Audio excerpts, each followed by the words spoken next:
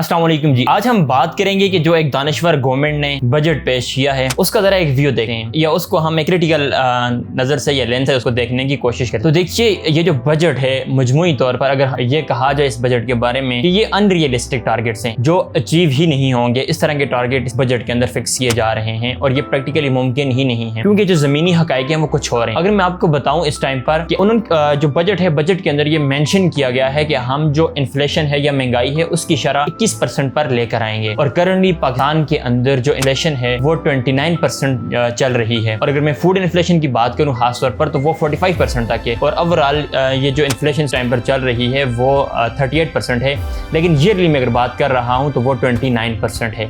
अब इस 29% को वो लेकर 21% पे आना चाहते हैं। क्या ये मुमकिन होगा? जो कि बहुत ज़्यादा दिखाई नहीं दे रहा क्योंकि ये हक़ाइक़ कुछ इस तरह से हमारी इस टाइम पर जो ग्रोथ हैं, जो हमारे मैन्युफैक्चरिंग स्केल हैं, जो इंडस्ट्रीज़ हैं, जो फैक्ट्रीज हैं, सारे के सारे बंद हो रहे हैं, डिक्लाइन में चल रहे हैं।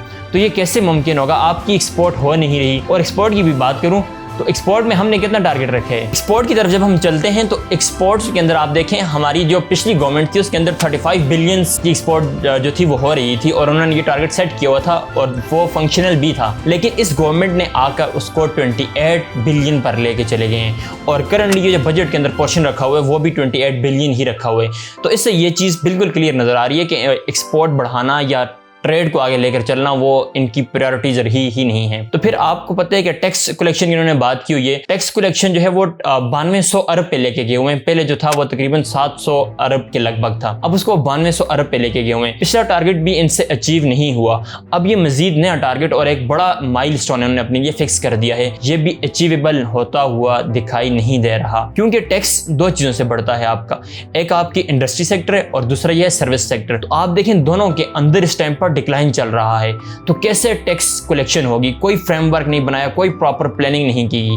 तो इन शॉर्ट लग कुछ इस तरह से रहा है कि अनकरीब एक मिनी बजट भी आने वाला है जिसमें ये सारी चीज़ें जो हैं दोबारा रिवाइज की जाएंगी क्योंकि इस गवर्नमेंट ने आर्जी तौर पर रहना था। इसको पता था कि ये हम ज़्यादा टाइम जो है वो चल नहीं सकते, हमारा वक्त ख़त्म होने वाला है। तो फिर इन्होंने किया क्या? इन्होंने इस तरह का बजट लेकर आए जो कि आमतौर पर आवाम के लिए थोड़ा सा ये जो ख़ास तौर पर मैं बात करूँ सरकारी मुलाजमीन थे उनके लिए एक रिलीफेबल था और अच्छा था। उन्हें उठाकर 35% उनको उन्होंने इंक्रीमेंट्स दे दिए। होने चाहिए 40 तक होने चाहिए, 50 तक होने चाहिए क्योंकि इन्फ्लेशन काफ़ी है, एडजस्ट होना मुश्किल है, लेकिन बाकी लोगों का इन्होंने ख्याल नहीं किया। और ये पैसे आएंगे कहाँ से ये भी कोई इन्होंने बताया हुआ नहीं है। हम पिछले सालों में देखें तो सिर्फ एक चीज़ के अंदर ग्रोथ आई है और वो है लाइव स्टॉक।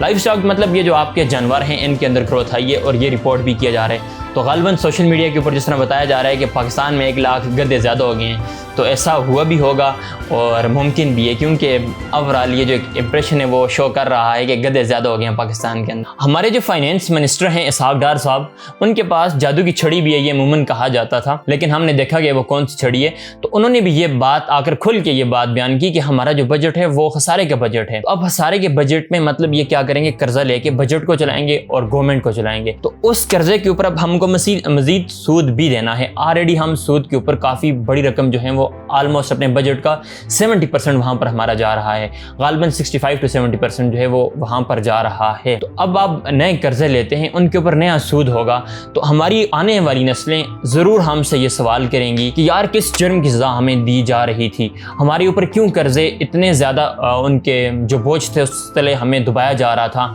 हमें क्यों गुलाम बनाया जा रहा था। तो शायद मेरे और आपके उस टाइम पर जो लब हैं वो खामोश ही रहेंगे।